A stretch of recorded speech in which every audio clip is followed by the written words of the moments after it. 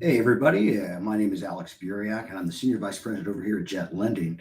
And we always go through educational topics to help our investors improve their business, improve their profit margins.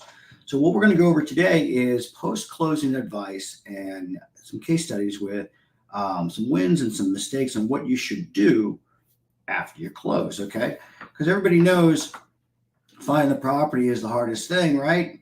But now you found the property and you have to manage the property. And this is where, a lot of your risks start coming in.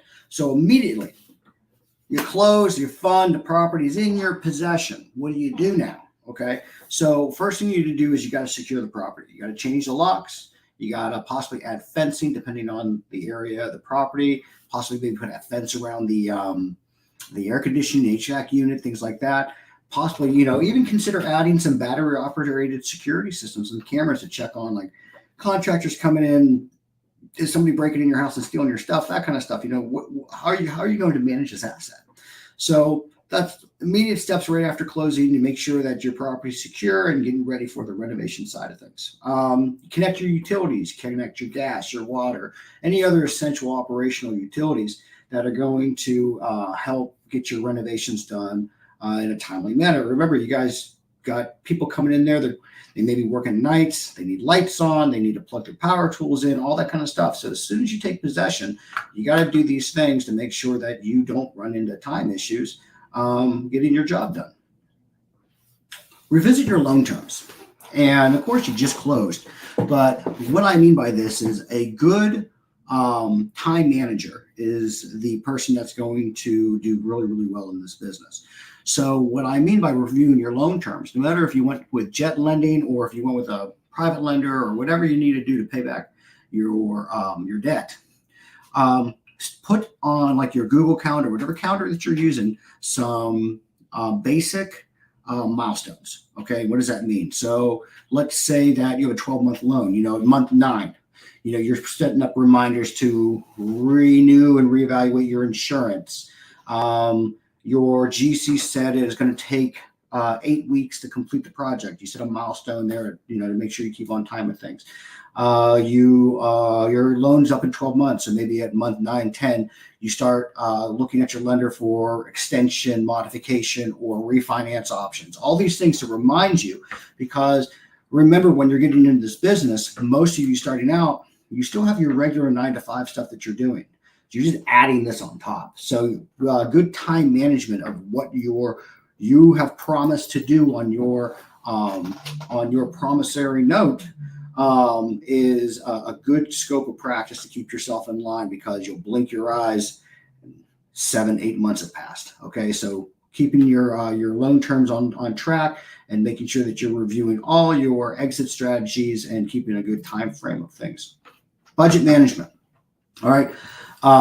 You should make sure that you are at site every day, okay? Minimum every other day. So you have to manage your budget, and that's not just for the renovation side of things. Yes, you got to make sure there are change orders, are they within line of the scope of work that we've agreed to, but your personal budgeting as well. You got other bills to pay, you got a mortgage to pay, you got a car payment to pay.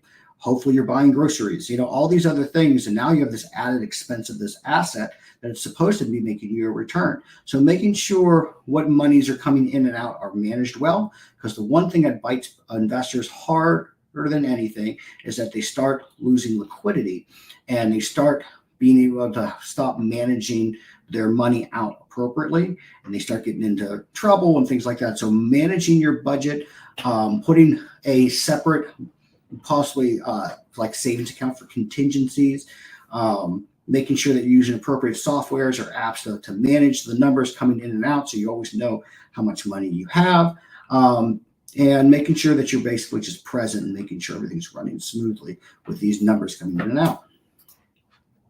So here's some tips on renovations for flips. Okay, so if you're a flipper and you've just closed, you have to focus on the high ROI upgrades. All right, that's your kitchens, your bathrooms. Curb appeal matter most. Your buyer has already purchased your property online before they even set foot.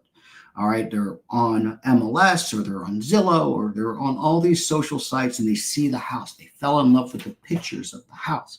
So Making sure that you have a curb appeal, kitchens, bathrooms, everything's pulling up value. Okay, those are the most important high-end value additions on flipping. You stay on schedule to make sure you don't increase your holding costs, and understand your permit process in the area, because that can also increase holding costs. If you have an area that takes 6 or 7 months for permitting, you have to plan for that in your holding costs and your budgeting that we just went over. Okay, I'm not saying you don't buy those properties. You have to buy them appropriately and manage them appropriately. Interview trusted contractors in the area especially for the grade of finishes you are trying to obtain. If you have been flipping $250,000 properties and this is your first $800,000 property, and you have a GC that does not understand that even the painter in an $800,000 house is not the painter in a $250,000 house, you have issues. You're going to have issues selling that property. So making sure that everything's in line for the flip and the most return that you're getting on the type of finishes that you're trying to attain with this investment. Renovations for hold. This is your plan for this post-closing.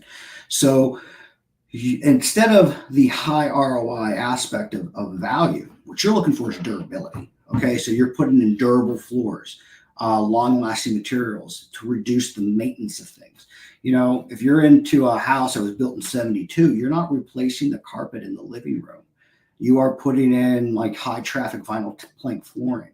You may keep carpet in the bedrooms, but you're not going to redo a property and have high traffic areas with a texture or a product that you have to replace with every tenant. Okay, so you're going to put your money in for some vinyl planking and things like that. You're going to return on value is going to be when you change tenants. You're not costing so much for the make ready. Make your upgrades, that commands tenant use. Again, remember, this is a pretty clean property, but this is not your high value ARV house. So when you're purchasing it, make sure you look at the comps on the finishes that you are going to do and make the relationship to the value that they are at. Okay. So refinancing strategy, even if you're flipping, you should have 3 exit strategies ready to go, and at what time you are going to execute those exit strategies according to your profit margins. Okay, so let's say that you are planning on selling this house and be in and out in month 9. Well, it's month 8, okay, and you're not even getting any showings. Well, one thing is you should already be looking at why, but let's say you're like, okay, well, I got to get my money back. I'm either going to rent this out, I'm going to short-term rent this out, I'm going to owner finance this, whatever. So you're going to get with your lenders and making sure that you get your 30-year finance quotes. In fact, at Jet Lending, when you do a flip or a rental, we actually, especially a rental property that you're fixing up, we actually provide you your 30-year quote anyway, because we do 30-year loans. So you can say, hey, listen, if you needed this and you had to do it today, this is what your quoting looked like to make sure that you have access to this type of exit strategy. So make sure that you don't just get a lender telling you, hey, yeah, you can do it. Get a quote on your current condition, understanding if your conditions change, your rates may change, the market may have changed. Your credit score may have dropped, things like that. But at least you have a good idea if today, could you qualify? And if you could, would that meet your expectations on refinancing and exit? This is basically how the BRRRR method's done, the buy, rehab, rent, refinance, repeat. People are buying it pennies on the dollar. They're fixing them up. They're refinancing them. They usually are refinanced at today on November 7th, 24 at 75 to 80% of the value. If you're a little hard money lenders at 70 or 75%, you very well maybe dictate some out-of-pocket costs because of the value. So it's really important that if you're doing a refinance strategy, your end product and your 30-year paper, no matter who you use, whether it's conventional or whether it's Jet Lending or whoever it is, that capital is basically feels that the appraisal is gospel. So your end product has to appraise, and they're going to give you the money at 75 to 80% of that appraised value. Okay, so you have to make sure your finishes and your initial evaluation on after repair value is very, very good, because if you are trying to make it fit on your short term using flip ARVs and you're not flipping, you're putting rent type of finishes in, you're going to be out of pocket on that refinance. Okay, holding costs. So if you're getting debt, like a hard money loan on your purchase and repairs, those payments are due the first of every month. Okay, in and out. All right, so you have to project, and I always look at profit margins as paying yourself back for any dollars out. So when you estimate your purchase price and your profit margins, you have to say, well, I think I'm going to be in this for 7 months, so I have to pay myself back 7 months worth of holding costs, 7 months worth of utility bills, 7 months worth of HOA bills. I have to pay myself back, 6% agent fees for selling it. If I was out of pocket at the first closing, I got to pay myself for that back. My second closing, usually the seller pays title policy. What is that? I got to pay myself that back. So any kind of holding costs that you're going to incur on the purchase or the refinance, you need to schedule that out so you can really make sure that you're in line to make sure that you are getting the profits that you are projecting. Okay. So preparing for the sale on a flip, day one, you're going to have a sign in that yard that says for sale, coming soon. Okay. Do you have to put it on MLS day one? That's up to you, especially if you're wholesaling it or something like that. But I would make sure the community knows that this is coming soon. Email, phone number, who to contact. Could be with an agent, could not be with an agent. I recommend getting agents because I love paying commissions, because that means my property is selling. Okay, so you get that in the yard day one. So they don't think, oh, Billy's remodeling his house. No, this house is for sale and it's coming soon. All right, so sign in the yard. Do not skip on high quality photos. I said this earlier. In today's market, and it's not changing anytime soon, your buyer is going to purchase your house without you ever even being there and without ever being in the property. They're going to look at your MLS photos. They're going to look at your online photos. They're going to go to, Redfin and 43 Maple Ways are for sale. Oh, that's beautiful. Honey, couldn't you see this? Oh, look at this kitchen. Oh, this. You guys did the same thing when you bought your property. Okay. So this is not the time to pull out your Apple phone and take pictures and use them as your photo pictures. It is like $300 to $500. You're getting drone videos, you're getting lighting videos, you're getting and pictures and stuff like that. Don't skimp on your photos, okay? Because that is your initial purchase. When somebody sees it and says, I want to live there, okay? Realistic pricing. This is not one of those DIY or real estate shows, okay? You're like, well, we're staking the market. We're setting the price. That is not what you're doing. You are a real estate investor, and you are going to slot your pricing that equates for a quick sale at the highest return that you can get on the current market. So you look at your actives, you look at your competition, and you slot your price in to get the most views and the most showings and the most offers. Okay. Like we talked about marketing strategies, coming soon, list on multiple things. I remember when I was closing loans, I would sell 18 properties a year on Facebook. People would see them. These were mostly for investors, but they would see them. They would just pick them up. And I mean, again, I can't stress this enough of the visualization of this property that is for sale to the market. Okay. Preparing for rentals. Do your tenant screenings, your background checks, your credit checks, and ensure quality tenants stay. But it's more important that you get the person in there. Okay, so work with, rents in the area, work with an agent in the area, make sure your property is always occupied. Okay, lease agreements, have your agents prepare your lease agreements with all the conditions that you find useful for the business in which you're running in the rental. Decide on a property manager, and this is why I tell you that your biggest return as an investor is buying properties and increasing your inventory. You are not making any more money by just managing your 3 rentals. You need 12 rentals. You need 20 rentals. You need 30 rentals.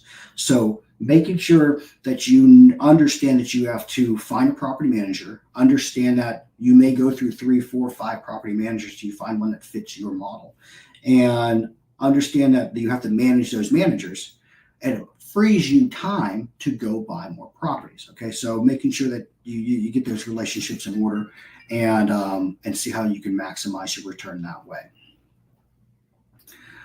Dealing with delays or issues. First thing that you have to do is you have to identify the problem. Okay, so, and that sounds super simple. Like, of course, well, the pipe broke. Okay, well, why did it break? It's not so much the end result of the delay or issue that there is a delay or there is an issue. You have to dig deep and find out why did it happen and fix that first. Okay, because it will continue to happen if you don't resolve the initial problem on why it happened. Of course, if somebody put a hole in the wall, of course you got to go fix the wall. Well, why did it happen? Okay, so communication with your lenders is really, really big. I cannot stress this enough. If you have a delay or issue, most likely the person that has the solution is the person that lent you money. Like at Jet Lending, at this point in time, when we made this video, we've been almost in business for 21 years. We've seen anything you could think of. So get with us for hey, listen, I need this or I need that. And your lender's going to work with you. They very well may have the person that can solve your problem. So as soon as something happens, you get your entire team involved. Especially if it's something, a delay or an issue that you're not used to, or you have no idea how to fix this, do not attempt to do it yourself. Nobody has excelled in business by just doing it themselves. It's always a team of people that have grown that individual to help them resolve their problems. Okay. I think you should have legal counsel eventually with your consulting on any kind of legal issues, accounting, making sure you're with lenders and title companies and real estate agents and all sorts of subs and GCs and things like that to help relay good, positive information on how to fix things. And of course, your network. Okay. So, and then with your GCs and areas, just make sure that you understand the permit process, because that's one of the bigger delays that you'll see. You'll go into an area that you're like, oh, I didn't know I needed this, or something's on the deed restriction and you have to now get permitted for it. And they only meet once a month and they just met yesterday. So now you have to hold it another month, and they may get conditions, which they always do. And that's 2 more months. So just make sure you have an understanding of where you're working to and what problems can resolve and delays and issues that can happen. So here's some final thoughts. If you haven't surmised yet, you have to stay organized. However you like to do it. If you're a paper person, if you're a software person, it doesn't really matter. But you're making milestones on a calendar that says, reminder this day I have to do this. Reminder this day I have to do this. I have to renew my insurance this day. I have to ask for an extension from my lender this day. I have to do these things. And you're always proactive. Winners want the ball kind of thing. You're the quarterback of your investment, and everybody else is just on the team, and you're throwing passes to your lenders and your real estate agents, stuff like that. So you have to stay organized. And the only way to do that is to really remind yourself on what's going on, because as you're doing one deal today, well, you may be in 8 deals one day at once. 3 of these are selling. This is 20% done in completion and repairs. These ones are your final punch list walkthroughs. I'm managing 5 other rentals. All these things eventually are going to happen to you. So you have to really, really stay organized and run this as a business. Plan for the unexpected. You can't plan for everything, but you have those contingencies in place, that money in place to help you out. Partner with the right people. Interview them like you're hiring for your company, because you are, and luck favors the prepared. All right. So, try to prepare for everything that you can possibly do, and get your team involved to help you manage and solve solutions, and manage and solve problems, and come up with appropriate solutions. I hope that helped on what you should be doing after you close, and we'll just keep coming out with more education. Appreciate your time today, and get with us if you need anything else to help you grow your business and help you grow your investment career. Talk to you later. Bye.